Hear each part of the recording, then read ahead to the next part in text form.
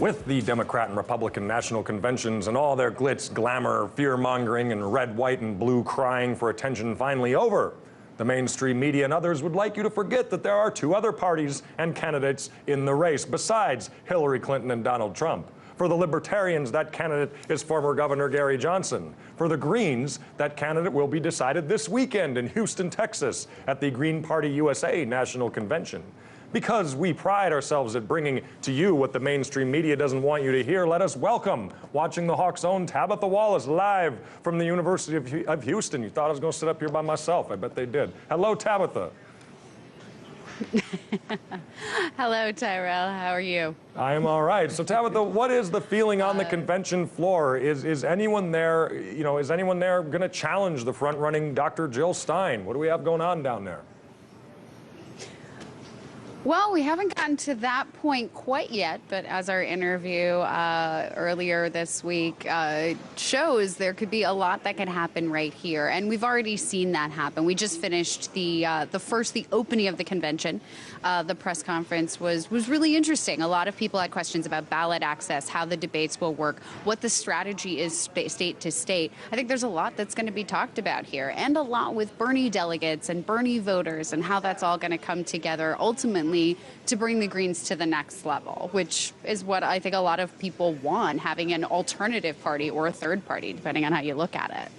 Now, Tabetha, what are the big themes and issues the Green Party are focusing on at this year's convention?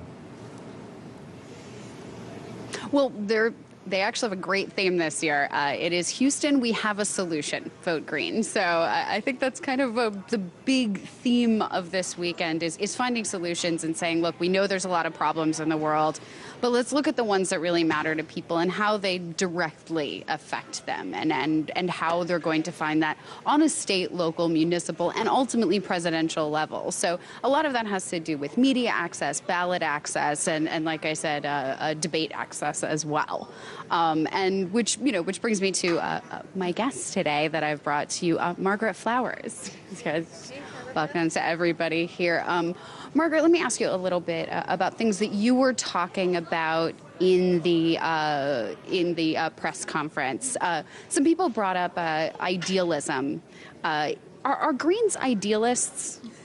I would actually say that we're realists, and this is what I said in the press conference, is that for people to think that they can continue on this same course that we're seeing right now, where our policies benefit the wealthy and not the people, and are creating situations of crisis in the climate crisis, in the economy, with systemic racism that we see, it's really idealist to think that you can continue those same policies and not have people rise up and challenge them. And so the Green Party represents the majority of people, the views that they have, the solutions that they want to see, and we're seeing that reflected in the energy around the Green Party this year.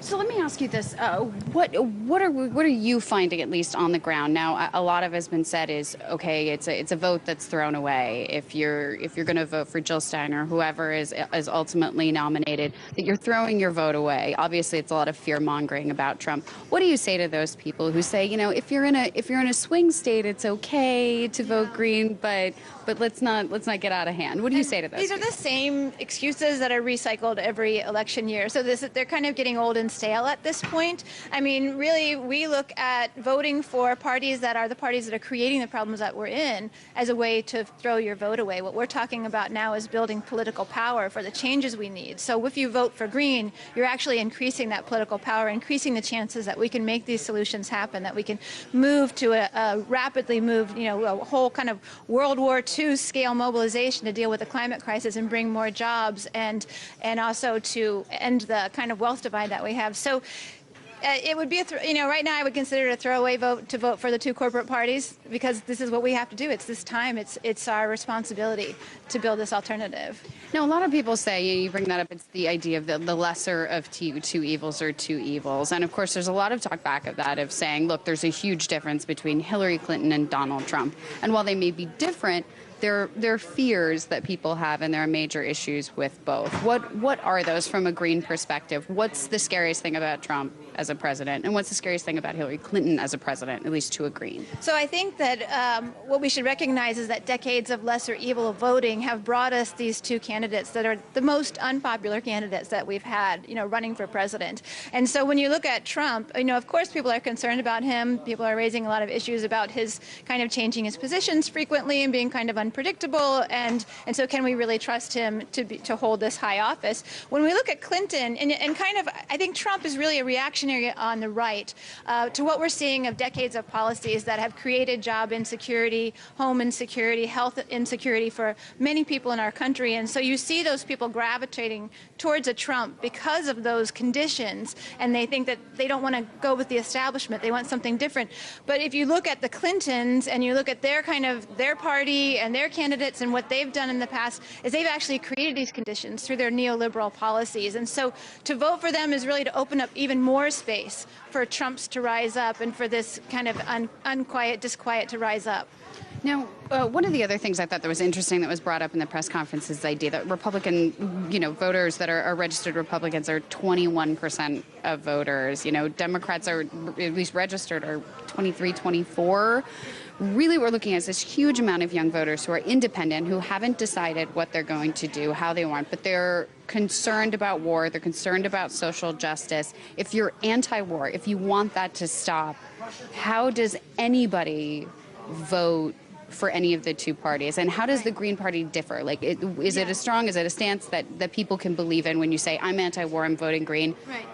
Is that something they can count on? It isn't going to change? So if you look at the four pillars of our party, nonviolence, social justice, sustainability, and grassroots democracy, nonviolence is a key part of our party. And that's one place where our platform very much differs from the Bernie Sanders platform. We don't tolerate droning of people around the world. We don't believe in being belligerent towards other countries like we're doing right now to Russia, for instance, by antagonizing them with weapons that we're setting along the border, with our interventions in Ukraine, with doing military exercises.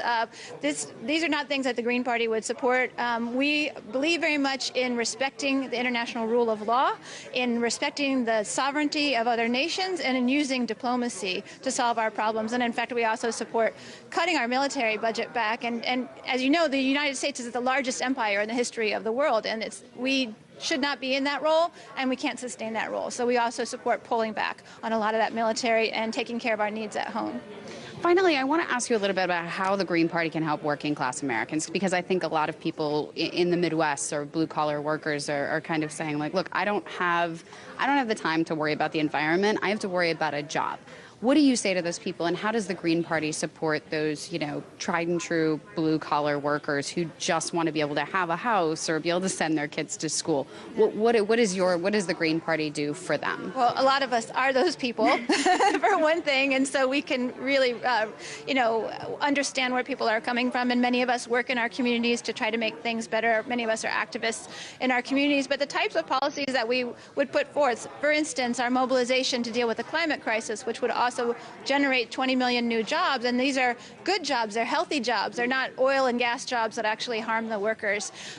Rebuilding our infrastructure, increasing the efficiency of our buildings, building rapid transit. These are all things that we need to do that would create jobs for people. And we also, if you look at our platform, which people can look at the gp.org website, you'll see that we support affordable housing, universal health care, a single payer system for everybody. These are things that will have a dramatic impact on people's lives.